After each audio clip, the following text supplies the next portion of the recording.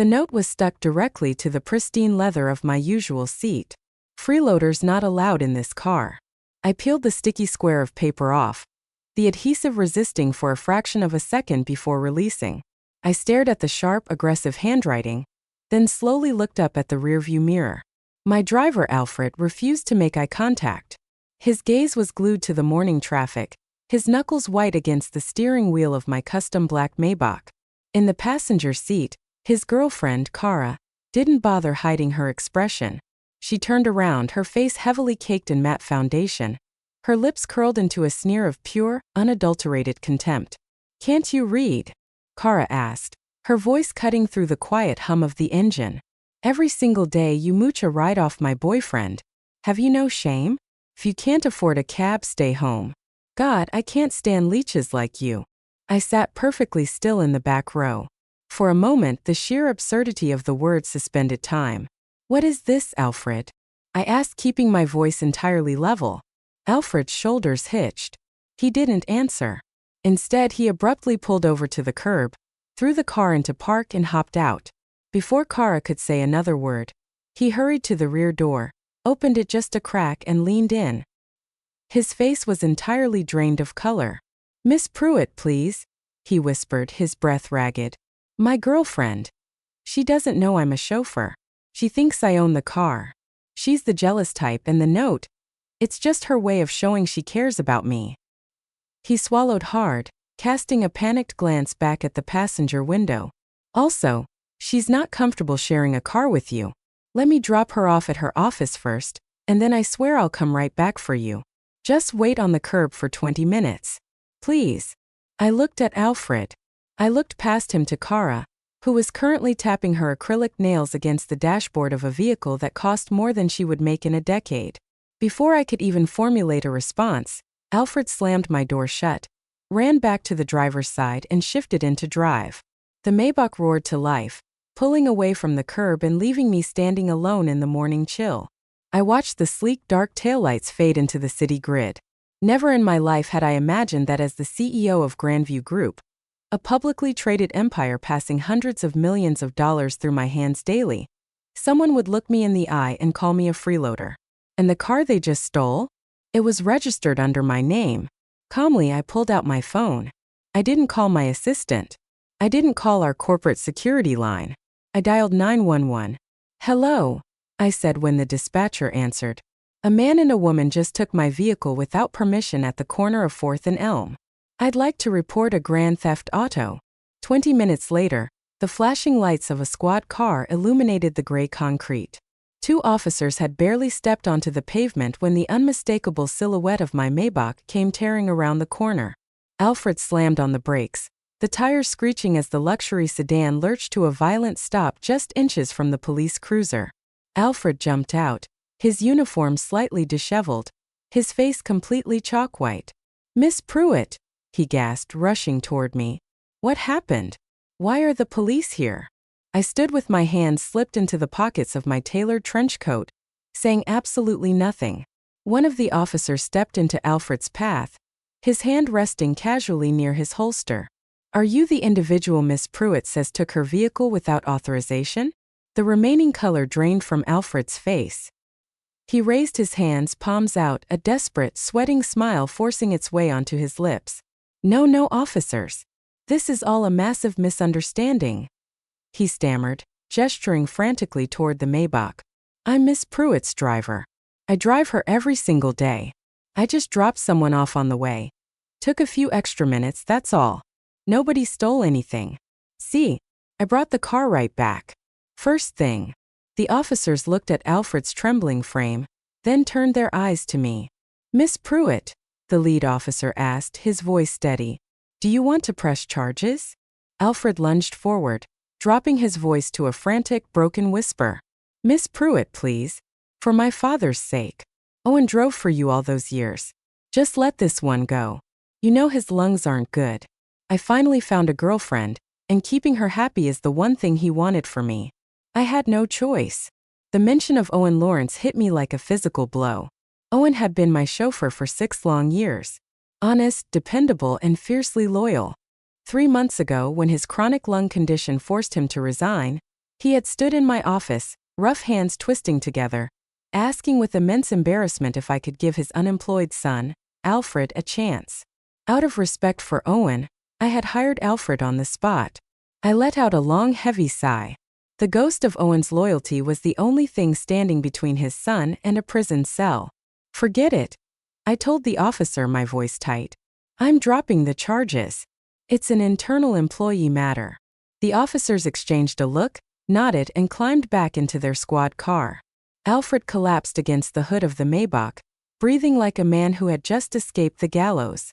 Thank you, Miss Pruitt. Thank you, he whispered, his attitude suddenly impeccable. I swear it'll never happen again. I'll set Kara straight today. No more rides. I didn't answer him. I simply got into the back seat and let the silence stretch all the way to the office. For the next few weeks, Alfred was a model employee. The passenger seat stayed empty. The car was immaculate. Every trace of Kara's cheap perfume and condescending notes had been scrubbed away. The only issue was his timing. Alfred started showing up late. Every single morning. Traffic was backed up, Miss Pruitt. A pipe burst in my apartment, Miss Pruitt. My alarm didn't go off. The excuses were flimsy, but because I was buried under a high-stakes corporate merger, I let it slide. I didn't have the energy to micromanage a driver. Until the weekend arrived. On a whim, I decided to escape the suffocating pressure of the city and spend a few quiet days at my private suburban villa. I pulled out my phone and called Alfred. Where are you right now? I asked. I need to go to the villa. Come pick me up. There was a long, bizarre pause on the other end of the line. I could hear a strange, muffled rustling in the background, followed by the distant sound of laughter.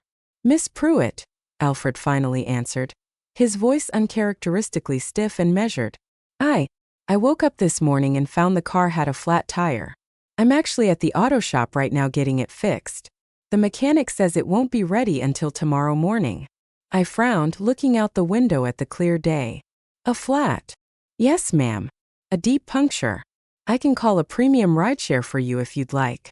Don't bother, I said, hanging up. I'll handle it. I hailed a private cab, letting the city skyline fade into rolling green hills as we approached the exclusive gates of the Peach Blossom estate. But the moment the cab pulled up to the front entrance of my villa, my breath caught in my throat. Parked directly in the driveway, gleaming under the afternoon sun, was my black Maybach, completely intact. Not a single tire was flat. A cold, heavy dread settled into my stomach. I paid the driver, stepped out of the cab, and walked toward the grand double doors of my home. The front door was already ajar. I pushed it open, and the sight inside entirely knocked the air out of my lungs. My pristine, architect-designed living room had been utterly destroyed. The imported marble floor was littered with empty champagne bottles, discarded fruit peels, and cigarette butts. The custom velvet sofa, worth hundreds of thousands of dollars, was covered in dark, muddy footprints. In several places, glowing cigarette ash had eaten black, charred holes straight through the fabric. But it was the crowd of people lounging in the center of the wreckage that made my blood run cold. There, sitting right in the middle of the ruined sofa, was Kara. She was surrounded by a dozen of her friends, holding a crystal glass filled with my private reserve wine. Kara, you are seriously so lucky, one of her friends gushed, snapping a photo of the vaulted ceilings. To find a guy this rich who owns a place like this. And he ran out to buy you roasted sweet potatoes the second you asked? You're basically a trophy wife already. Kara's lips curled into that familiar, smug grin. When you've got them wrapped around your finger, they'll do anything. She leaned back, taking a sip, and then her eyes shifted to the doorway. Our gazes locked. Kara's smile vanished instantly. She stood up, her high heels clicking sharply against the ruined hardwood as she marched straight toward me, her chin tilted high. Crack. Before I could even process the movement, her hand swung out, slapping me hard across the face. The force of the blow rattled my teeth, sending a burning streak of pain exploding across my cheek. You shameless tramp, Kara hissed, jabbing a finger directly into my face while her friends watched with wide, eager eyes. You actually followed my boyfriend all the way here? The room fell into a dead, suffocating silence. The only sound was the sharp ringing in my ears and the echoing thud of Kara's heels against the floor. My cheek burned, the skin tightening where her palm had struck me. Behind her, the crowd of friends exchanged wide-eyed, thrilled glances. Nobody moved to stop her. In their eyes, I wasn't a homeowner protecting her property. I was an intruder invading a sanctuary of wealth. "Kara, what's going on?" one of her friends asked, leaning over the back of my ruined velvet couch. "Who is this chick?" Kara didn't break eye contact, her face twisting into an expression of utter disgust. "This is the pathetic freeloader I was telling you guys about. Mooching rides off my boyfriend wasn't enough for her. Now she's tracking his car, showing up at his private estate just to mooch off his house." I forced my breathing to slow down, keeping my hands steady despite the adrenaline surging through my veins. "Who told you this is Alfred's house?" Kara let out a sharp, mocking laugh that grated on my nerves. "He did. Told me himself. You pathetic little gold digger, you found out my boyfriend is the CEO of the company, so now you're pulling every trashy trick in the book to get close to him. Bumming rides every day. Manufacturing excuses to be alone in the car with him." She took another step closer, her perfume cloying and heavy in the air. "Let me make one thing crystal clear to an absolute nobody like you," she sneered, dropping her voice so the whole room could hear. "Alfred told me he only drives you to and from work out of the goodness of his heart because you're a low-level employee at his company. He's being generous. Don't mistake a CEO's kindness for an invitation into his life." The pieces of the puzzle violently crashed together in my mind. Ew. Alfred had spun an entire web of lies to keep his demanding girlfriend happy, styling himself as the billionaire titan of Grandview Group while casting me as the desperate, clinging corporate parasite. No wonder she had looked at me like dirt in my own Maybach. No wonder she felt entitled to treat me like a criminal. "You want to know how shameless this tramp really is?" Kara turned to her entourage, gesturing dramatically toward me. She literally threw a psychotic fit when I left a note telling her to stop riding with my man. She called the cops, claiming he was harassing her. So my boyfriend had to start dropping me off at the office early, then double back just to chauffeur her around, all to protect his company's public reputation. My eyes narrowed. That was why Alfred had been late every single day. He was running a secret, double-life shuttle service on my dime, risking my morning schedule to maintain his billionaire fantasy. "Well played, Alfred," I murmured under my breath, a cold, dark fury solidifying in my chest. "Well played." I pulled my phone out of my trenchcoat pocket, dialing the direct line to Grandview Group's legal department. "Get a full security detail and our corporate legal team to my villa at Peach Blossom right now," I commanded into the receiver. Before the words could fully leave my mouth, Kara lunged forward with terrifying speed. Her manicured hand snatched the phone right out of my grip and slammed it onto the marble floor, the screen shattering into webbed cracks. "You don't make calls in my boyfriend's house," she snarled. Then her gaze dropped to my neck, her eyes lighting up with sudden predatory malice. "That jade pendant doesn't look cheap. Let me guess, you spread your legs for some sugar daddy to buy it." "Don't touch that," I said, my voice dropping an octave, a sudden wave of genuine panic breaking through my anger. But Kara didn't care. She grabbed the delicate gold chain and ripped it violently off my neck. The sharp metal bit into my skin before the clasp snapped, leaving a thin red line of blood rising on my collarbone. "Give it back." I lunged forward, entirely losing my executive composure. "It's worthless to you, but it means everything to me. Give it back right now." That jade pendant wasn't just jewelry. It was the token my mother had literally traded her health and life to get for me when I was dying as a child, praying on her knees up a mountain until her skin bled. It was the final thing I had left of her.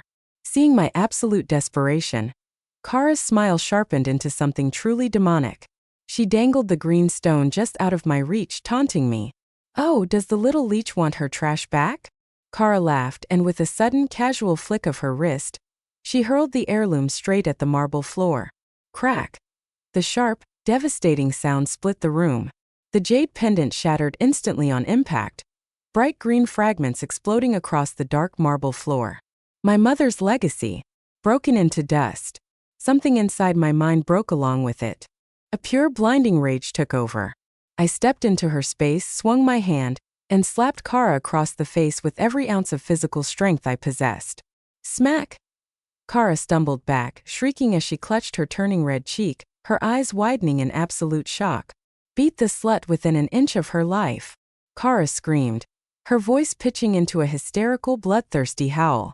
Whoever does the best job gets $1 million from Alfred's accounts. The mention of a payout acted like a starting pistol. Her friends descended on me in a chaotic frenzy of flying fists and heavy heels. I was shoved violently to the ground, the broken fragments of jade cutting into my hands as I tried to shield my face. "You actually dared to lay a hand on Kara?" one of them yelled, kicking me hard in the ribs. "She's about to become the wife of Grandview Group's CEO. Who the hell do you think you are?" They pinned me down, hitting and mocking me without a single shred of restraint, while I gritted my teeth through the physical pain. "You're all going to regret this," I choked out, tasting copper in my mouth.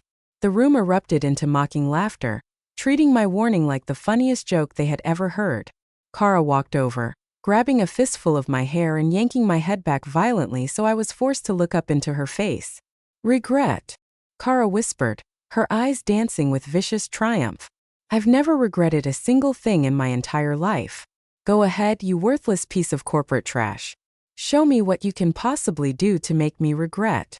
The words had barely left her mouth when a low, thunderous roar vibrated through the walls of the villa. Outside, the unmistakable sound of a high-end vehicle convoy came tearing up the private gravel driveway, their engines cutting through the quiet afternoon like a gathering storm. Headlights flashed aggressively through the grand front windows, sweeping across the ruined living room. Kara's grip on my hair suddenly faltered. The cheering room went completely dead quiet as the heavy oak front doors were violently thrown open. Marcus entered the villa first. At 6'2", with the severe, unblinking stillness of a veteran executive bodyguard, he filled the shattered doorway without saying a single word. Behind him came 2 corporate attorneys from my legal team, 2 senior vice presidents from Grandview Group, and 4 uniformed security guards who immediately fanned out across the room with lethal, quiet efficiency. Marcus's cold gaze swept the scene. He looked at the empty bottles, the burned holes in the velvet, and the broken pieces of my mother's jade pendant scattered across the floor. Finally, his eyes locked onto Kara's hand, which was still twisted into my hair. "Madam CEO," Marcus said, his voice a low, terrifying rumble as he crossed the marble floor in 4 measured steps. He ignored the crowd completely, crouching down beside me and extending a gloved hand. "Are you able to stand?" The silence that followed was heavy enough to crush bone. I felt the exact second Kara's world cracked wide open. Her fingers convulsed, releasing my hair as if she had just touched white-hot iron. Her friends froze in their tracks, one girl mid-kick, their faces blank with a sudden, suffocating realization. I took Marcus's hand and stood up. My ribs throbbed where they had kicked me, and my left wrist was already swelling from a bad impact, but I forced my spine perfectly straight. I wiped a smear of blood from my lip and looked directly at my legal team. "Document everything," I said, my voice cutting through the quiet room like a scalpel. "Every room, every surface. I want high-resolution photographs of every single piece of property damage before anyone leaves this house." The corporate attorneys immediately pulled out their digital cameras, the sharp, rhythmic clicks echoing off the vaulted ceilings. Who is she?" Kara stammered, her high-pitched confidence completely dissolving into something thin and terrified. She looked around at her friends, but nobody answered her. Her entourage was already doing what cowards do best, subtly backing away, trying to blend into the wallpaper. For minutes later, the front door rattled again. Alfred hurried into the living room, a small paper bag cradled carefully in his arms. The warm, sweet scent of roasted potatoes drifted into the air, completely at odds with the tension suffocating the room. He was smiling, his face soft with the expression of a man performing a romantic gesture for his demanding girlfriend. Then he stopped dead in his tracks. He saw Marcus. He saw the Grandview corporate lawyers. He saw his girlfriend standing entirely frozen, and then his eyes landed on me. The paper bag slipped from his fingers. The sweet potatoes spilled out, rolling through the cigarette ash and broken glass on the floor. "Miss Pruitt," Alfred whispered, his voice completely devoid of air. I can explain." "Alfred," I said, my voice dead calm. "Tell everyone in this room exactly who owns this villa." Alfred stood rooted to the spot, his mouth opening and closing like a fish out of water. He wouldn't look at his girlfriend. He wouldn't look at me. Kara grabbed his arm, her nails digging into his jacket as she shook him. "Tell them, Alfred," she cried, her voice cracking with desperation. "Tell them this is your house. Tell them you're the CEO of Grandview Group. Tell this crazy freeloader to get out." Alfred looked at Kara's frantic face, then at Marcus's unreadable expression, and finally down at his own shoes. "It's her house," Alfred whispered to the floor. Kara reeled back as if she had been slapped. "What? What are you saying?" "The villa is hers," Alfred repeated, his voice completely flat, drained of all his stolen pride. "The Maybach is hers. The Grandview Group. She runs it. I'm just her driver, Kara. That's all I am." I watched Kara process the truth in real time. I watched the entire lifestyle she had built on social media disassemble itself, revealing the pathetic lie underneath. The woman she had called a leech, the woman she had sprayed with disinfectant, the woman she had just ordered her friends to beat, was the woman who owned everything she coveted. "I am the CEO of Grandview Group," I said, stepping over the shattered glass. "And you have been an uninvited squatter in my home for how long, Alfred?" 6 weeks, Alfred mumbled to the floor. 6 weeks, ma'am. 6 weeks, I echoed, gesturing to the cigarette burns on the custom velvet. 6 weeks of abusing my trust, stealing my corporate assets, and allowing your friends to destroy my property. And worst of all, I paused, my eyes dropping to the evidence bag Marcus was carefully using to collect the shattered, iridescent green shards near my feet. My chest ached with a deep, unhealing grief. "You let her destroy the last piece of my mother I had left," I whispered, the rage inside me turning into pure, icy resolve. Kara's friends instantly panicked, turning on each other like rats on a sinking ship. "We didn't know," one girl shouted, raising her hands to protect herself from the security guards. "We thought Alfred was the boss. Kara told us it was his house." "I didn't break anything," another friend whined, pointing a trembling finger at Kara. "She's the one who threw the necklace. She's the one who told us to hit her." "You all participated," I said, my voice echoing coldly off the marble walls. "My security team has been recording this entire interaction from the moment we crossed the threshold.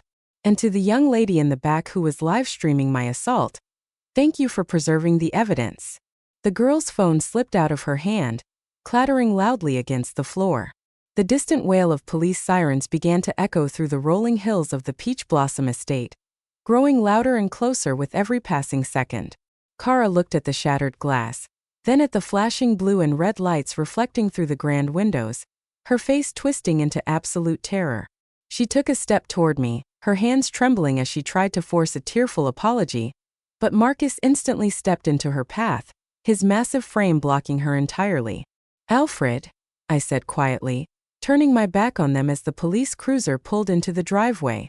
"I hope your fairy tale was worth the price, because the bill has just arrived."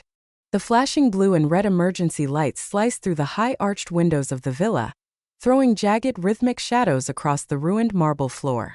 Within minutes, 4 local police officers moved into the wreckage, their boots crunching loudly over shattered glass and the crushed green remnants of my mother's pendant.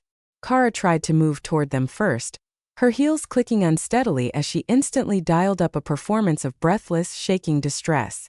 "Officer, thank God you're here. This is a massive misunderstanding," Kara whimpered, her voice practically vibrating with forced tears as she pointed a manicured finger at me. "I was invited to this estate by my boyfriend, and this woman just barged in and violently attacked me. Look at my face. She slapped me." The lead officer didn't look impressed.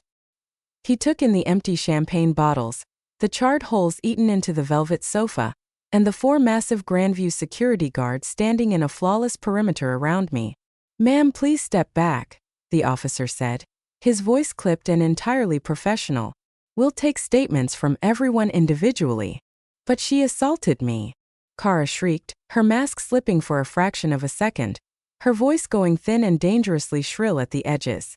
"She's a psycho." I didn't utter a single word to defend myself. I didn't need to. Christine, the head of Grandview Group's legal department for the last 9 years, stepped smoothly into the light of the police cruisers. She carried a sleek leather portfolio under her arm, her expression the definition of terrifyingly polite corporate iron. "Officer," Christine said, handing the lead cop a perfectly formatted, laminated summary sheet. "This is Miss Elise Pruitt, the Chief Executive Officer of Grandview Group, and the sole deed holder of this private property. She arrived at her residence today to find it occupied without authorization, her high-value personal assets destroyed, and herself physically assaulted by the individuals currently being detained by our security team." The officer's eyes widened slightly as he scanned the paper, then looked at me.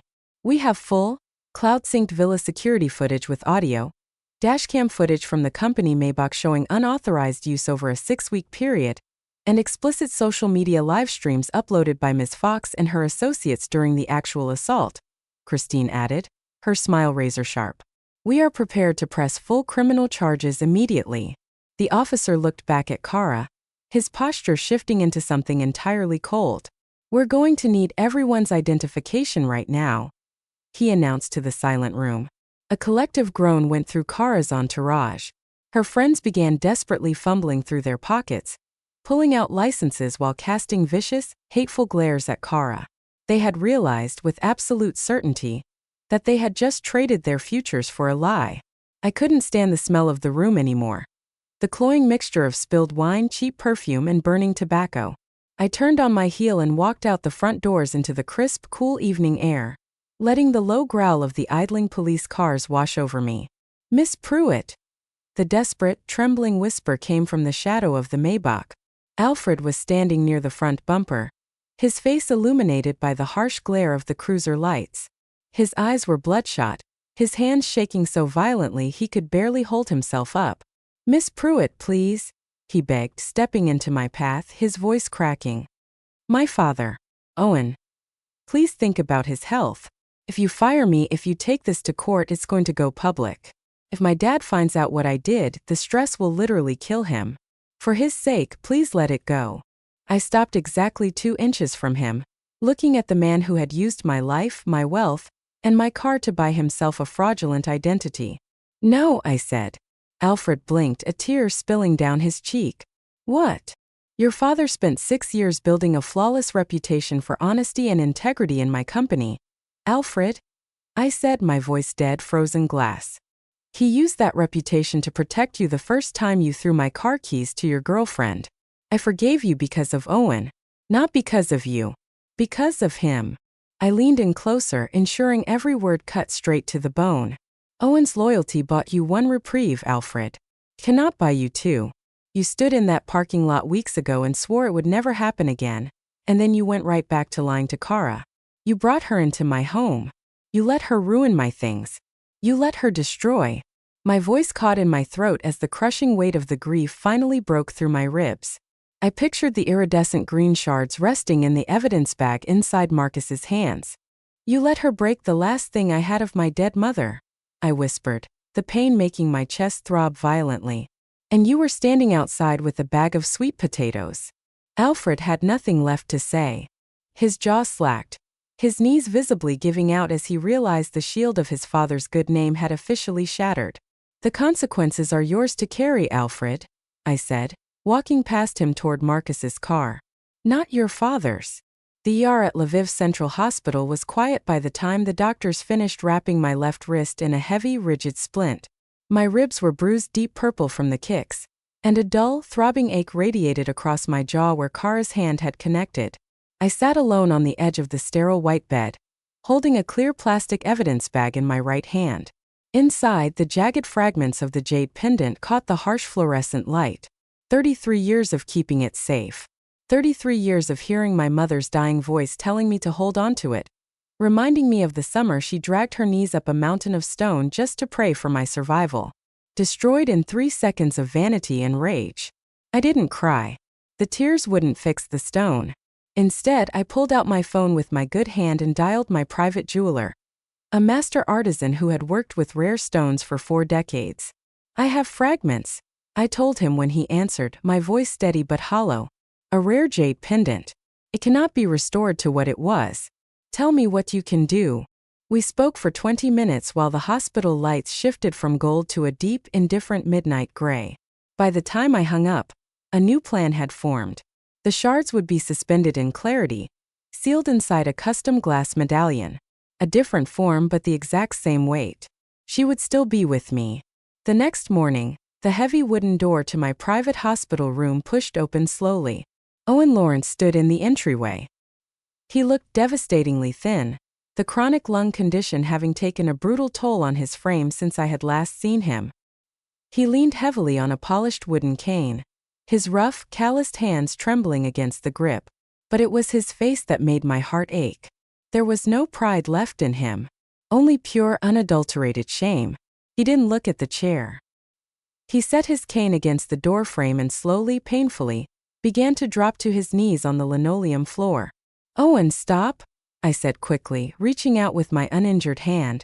"Sit down, please. You shouldn't stand, let alone do that." "I can stand for this, Miss Pruitt," Owen rasped, his voice straining against his lungs. But his body betrayed him, and he sank heavily into the bedside chair. His eyes locked onto mine with the directness of a man who refused to hide from the truth. "I heard everything. Alfred's boss called me. My son called me from the holding cell." He shook his head, a single tear cutting through the deep lines of his weathered face. "I drove for you for 6 years, Miss Pruitt. In all that time you were never anything but decent, honorable, and kind to me. And I asked you to take my boy in. What he did. What that girl did to your mother's necklace. It is a disgrace to our family name." His voice broke, a ragged sob escaping his chest before he collected himself. "I can't fix it. I know I can't fix it." "Owen," I said softly, looking at the man who had given me years of loyalty. "You spent 6 years earning my absolute trust. I know exactly who you are and I know who Alfred chose to be. I will never hold you responsible for his choices." Owen looked up, a flicker of relief in his tired eyes. "But I will not protect him from the law," I added, my voice hardening. "You understand that, don't you?" "Yes," Owen whispered, his shoulders slumping as he nodded slowly. "I understand completely." He stayed for a few more minutes, listening quietly while I explained the plan for the glass medallion. When he finally stood up to leave, he paused at the door, his hand resting on his cane. "She would have been proud of you," Owen said, looking at the evidence bag on my bedside table. "Your mother. I think you should know that." He left before I could reply, leaving me alone with the quiet hum of the hospital monitors. 48 hours later, Grandview Group's communications team finalized the press release. Christine had drafted it, and I had personally signed off on every single syllable. It was clinical, factual, and utterly devastating. By noon, the headline hit the major business wires, spreading across social media like wildfire. Driver pretends to be billionaire CEO. Girlfriend assaults the real one. The press release didn't just contain text. It included 3 high-resolution photographs: the soot-stained, destroyed living room, the cigarette burns on the custom velvet, and, per my explicit instruction, a photograph of the shattered jade fragments sitting in the police evidence bag. By evening, the internet had completely cannibalized Cara Fox's life. Users were digging up her old TikToks and Instagram posts, matching her smug captions, "Living my best life in our weekend villa," with the horrific photographs of my ruined home. By Tuesday morning, her employer, a mid-level fashion brand, issued a public statement terminating her marketing contract immediately. Her friends began posting panicked, tearful videos claiming they were entirely innocent, that Cara had brainwashed them. Then, on Wednesday night, Cara posted a video of her own. It was a 7-minute clip filmed in her small, cramped apartment. She was sitting in front of a blank wall, wearing no makeup, her eyes red and puffy as she wept directly into the camera lens. It was a textbook, highly calculated internet apology video. "I was misled," she sobbed, clutching a tissue to her face.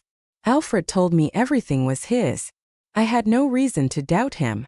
I am a victim of his lies just as much as anyone else. Miss Pruitt actually attacked me first, and the media is entirely misrepresenting what happened in that house." She didn't mention the jade pendant once. She didn't mention the fact that she had held me down by my hair while her friends kicked my ribs. I watched the video on my tablet from my executive office suite, my wrapped left wrist resting against the mahogany desk. I turned the screen off, the black glass reflecting my cold, unblinking eyes. "She thinks a video will stop the grand jury," Christine murmured from across the room, setting a fresh folder on my desk. The district attorney just signed the formal indictments. Civil and criminal. Alfred is facing grand theft and fraud. Kara and her friends are being charged with felony breaking and entering, grand larceny, and aggravated assault. Good, I said, my voice entirely flat. Don't offer a single plea deal. I want them to see the inside of a courtroom. Christine nodded and slipped out of the room, leaving me alone in the quiet twilight of the corporate tower. I leaned back in my leather chair, letting my eyes drift over the city skyline. But as I reached for my coffee cup with my right hand, my personal cell phone buzzed aggressively against the wood. It was an unknown number. I picked it up, pressing it to my ear. I didn't say hello. I just waited. For 3 long seconds there was nothing but the sound of heavy, panicked breathing on the other end of the line. Then a low, distorted, and trembling voice broke through the static. A voice that didn't sound like Alfred or Kara, or anyone I had ever met. "You think your money makes you untouchable, Pruitt?" The voice rasped, cold venom dripping from every syllable. "You ruined her life for a piece of cheap green rock. You think this ends in a courtroom? Watch your back when you leave that tower tonight. Because the real bill hasn't even been dropped yet." The line went dead with a sharp, aggressive click. The dead silence of the executive suite swallowed the click of the disconnected call. I kept the phone pressed to my ear for 5 long seconds, listening to the hollow hum of the dead line. The voice hadn't been Alfred's high-pitched desperation, nor had it been Kara's venomous screech. It was deep, modulated, and entirely steady. Slowly, I lowered my hand and placed the phone face down on the dark mahogany desk. Outside my floor-to-ceiling windows, the Lviv skyline was a sprawling grid of shimmering office lights and creeping evening fog. From this height, the world looked entirely manageable, neatly ordered by wealth and corporate hierarchy. But the throbbing pain in my splinted left wrist was a brutal reminder that the rules of the boardroom didn't apply on the pavement. I pressed the intercom button on my desk. "Marcus. My office. Now." He didn't answer through the speaker. He didn't need to. Less than 30 seconds later, the heavy oak door clicked open, and Marcus stepped into the room, his towering frame immediately casting a long shadow across the plush carpet. "Madam CEO?" he asked, noting the rigid posture of my spine.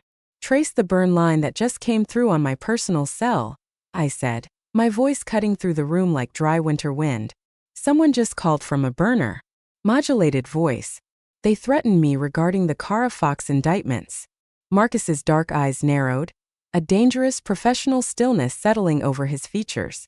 "Did they specify a location?" "They told me to watch my back when I leave the tower tonight." I picked up a sleek silver pen, twisting it between my fingers. "They called my mother's pendant a piece of cheap green rock. Whoever it is, they're directly connected to Kara's circle." "I'll pull the digital forensics team immediately," Marcus said, already tapping a command into his secure tablet. "Until we verify the source, we activate the shadow protocol. You don't use the standard underground parking structure tonight. We're switching vehicles, and I am personally driving the armored SUV." "No," I said, setting the pen down with a sharp click. "If we look spooked, they disappear back into the woodwork. I want the Maybach out front.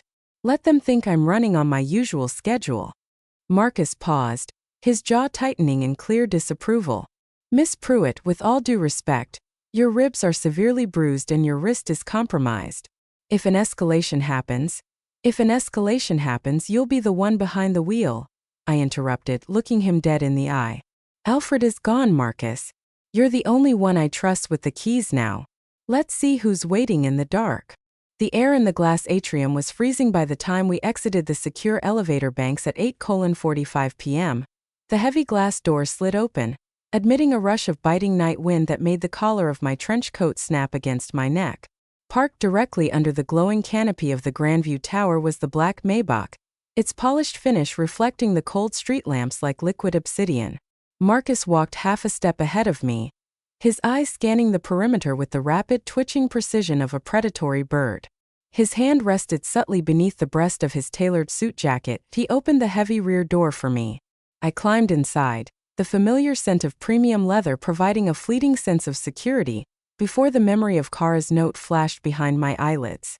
"Freeloaders not allowed in this car." Marcus slammed the door shut, walked around to the front, and slid into the driver's seat.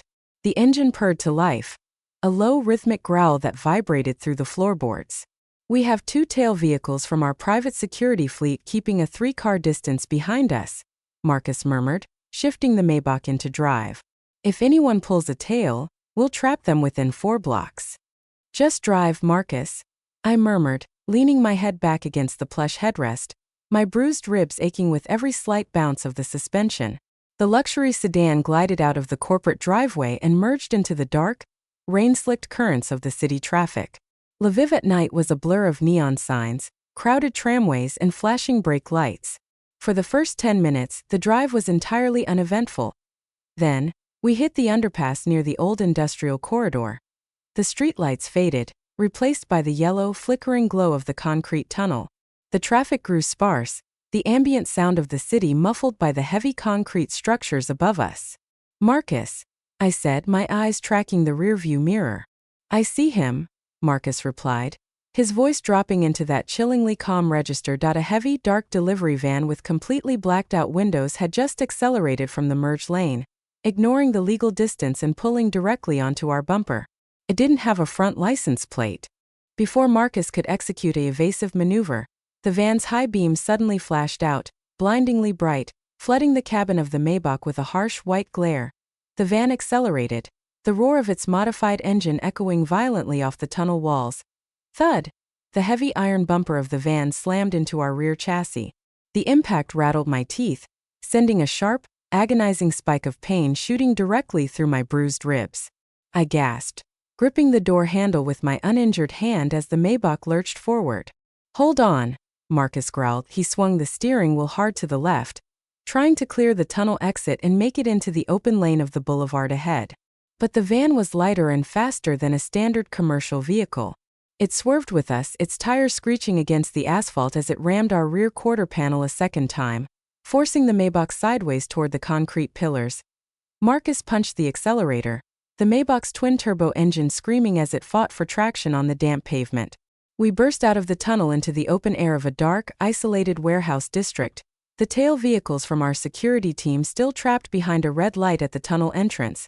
The van pulled parallel to us now, the heavy sliding door on its side violently rattling open mid-motion. Through the dark opening, I caught the brief, terrifying glint of metallic silver in the streetlights, a crowbar, raised high by a figure clad entirely in black. Marcus slammed on the brakes, attempting to drop behind the attacker, but the van driver anticipated the move, braking hard and swinging the heavy rear of the vehicle directly into our front grille. Crash. The sound of shattering fiberglass and exploding airbags filled the night air. The Maybach spun violently, the world outside turning into a sickening blur of spinning headlights and dark brick walls until we crashed heavily against the iron chain-link fence of an abandoned shipyard. The engine sputtered and died. Thick white smoke began pouring from beneath the crumpled hood. Inside the cabin, the heavy silence returned, broken only by the rhythmic, high-pitched ding of the dashboard collision alert. I lay pushed against the leather seat, the deflated airbag resting against my knees, my breath coming in ragged, painful gasps as my ribs screamed in agony. Across the front seat, Marcus was already moving, his forehead bleeding from a small cut, but his hand was firmly wrapped around the black grip of his sidearm. "Stay down, Miss Pruitt," he wheezed, throwing his door open and stepping out into the cold night rain. Through the shattered glass of the rear window, I watched the dark delivery van screech to a halt 20 feet away. 3 figures hopped out of the doors, their faces completely obscured by heavy black ski masks. They weren't carrying guns. They were carrying iron pipes and heavy clubs, their movements chaotic and wild with an erratic, volatile energy. "Get the hell out of the car!" one of them screamed, his voice muffled by the fabric. "Show us the billionaire, bitch." Marcus raised his weapon, his voice a lethal command. "Drop the weapons and step away from the vehicle." The center figure let out a loud, hysterical laugh, a laugh that sounded sickeningly familiar. "You think one guy with a toy is going to stop this?" the masked man shouted, gesturing to the dark alleyways surrounding the shipyard. From the shadows of the abandoned brick buildings, 3 more figures materialized, carrying heavy tools and metal chains. We were entirely cut off, the security detail still nowhere in sight, and the smoke from the Maybach's engine was growing thicker by the second. The center man raised his iron pipe, pointing it directly at the rear passenger door where I sat trapped. "Kara sends her regards." he yelled, stepping forward as the group began to close the circle around the crumpled car. "Let's see how much your empire is worth when we're finished with your face." Marcus didn't hesitate as the first attacker lunged forward. His metal pipe whistling through the rain, Marcus fired. The sharp, deafening roar of his sidearm shattered the warehouse district's silence, the bullet striking the asphalt right at the leading man's feet. Sparks exploded into the dark, and the shockwave of the blast sent the group scattering back into the shadows of the brick buildings. "Next one takes a round to the chest," Marcus roared, his voice a commanding wall of absolute authority. He kept his weapon trained on the center figure, his boots planted firmly in the slick mud as the cold rain washed the blood from his forehead. The attackers wavered. They were internet thugs, fueled by internet rage and a desperate, paid-for vendetta, but they hadn't bartered for a bodyguard willing to drop them where they stood. In the distance, the sudden rhythmic wail of approaching sirens echoed from the underpass. Headlights cut through the creeping fog. Not the police, but the dual black SUVs of Grandview's private security detail, tearing around the corner with their tires screaming. "Move! Move!" the masked leader panicked, his voice pitching high as he dropped his iron pipe. The weapon clattered uselessly against the pavement. The six figures dissolved back into the dark labyrinth of the abandoned shipyard, their footsteps fading into the rain just as the security detail slammed to a halt. Boxing in my crumpled Maybach, Marcus didn't pursue them. He immediately turned, throwing the rear door open and clearing away the deflated airbag with one sweeping motion. "Miss Pruitt, we're clear. Let's get you out of here." I pressed my right hand against my throbbing ribs, forcing myself out of the smoking vehicle. As I stepped onto the wet asphalt, the pain was blinding, but I kept my spine perfectly straight. I looked down at the iron pipe the leader had dropped. They thought they could scare me into a settlement. They thought a digital threat could tear down the empire I had built with my bare hands. "Christine," I rasped into Marcus's secure comms unit as he helped me into the armored rescue SUV. "The attackers mentioned Kara. Double the legal pressure. I don't care how many of her family members or associates are funding this retaliation. I want them ruined." 6 months later, the air inside the courtroom of the Lviv District Court was stiflingly hot, thick with the tension of a final reckoning. I sat in the front row of the gallery, wearing a flawlessly tailored charcoal suit.